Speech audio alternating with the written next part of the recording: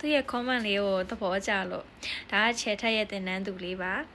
သူကအသက်မပြည့်သေးလို့စောင့်နေရပါတော့။သမီးကြီးကျေးဇူးအများကြီးတင်တယ်နော်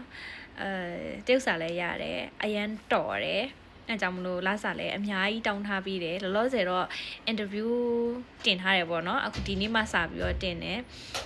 အသက်မပြည့်သေးလို့စောင့်နေသေးတာအခုအသက်ပြည့်ရတဲ့တန်းပြီးတော့တင်တယ်ပေါ့နော်အဲ့တော့သမီးဒီလိုမျိုးရေးထားပေးရကျေးဇူးအများကြီးတင်တယ်နော်အချိန်လေးကြာကြီးမဆောင်ချင်စောက်လည်းရှိတယ်ဆိုလို့ရှိရင်တော့စိတ်ချလက်ချတာလာခဲ့ကြပါတဲ့ပြီးရင်တကယ်အပြည့်အဝတာဝန်ယူမှုရှိတာပဲတဲ့Ruby Queen ကစောက်မရှိရင်လည်းဘာမှမပုံနဲ့တဲ့like တခုပဲယူခဲ့ရင်ရပြီတဲ့ဒီစင်တာမှာရှိတယ်နော်တဲ့တကယ်လက်တွေ့တဲ့မှသမီးတို့ကျေးဇူးအများကြီးတင်တယ်နော်ဒီလိုမျိုးလေးရေးပေးတဲ့အတွက်ချက်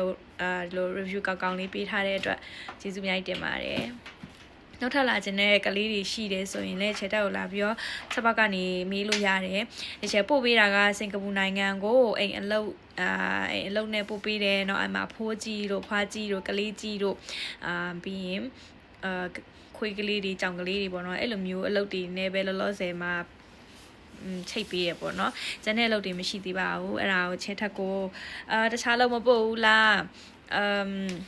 ဘာလာဟိုတယ်ပိုင်းလားဘာလာညာလားအဲ့လိုမျိုးမေးရရှိရရှယ်လောလောဆယ်တော့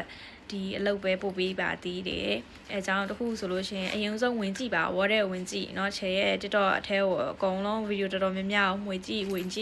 ပြီးတော့မှကိုအတွက်လည်းယုံကြည်စိတ်ချရတယ်ဆိုမှပဲလာခဲ့ပါကျေးဇူးအများကြီးတင်ပါတယ်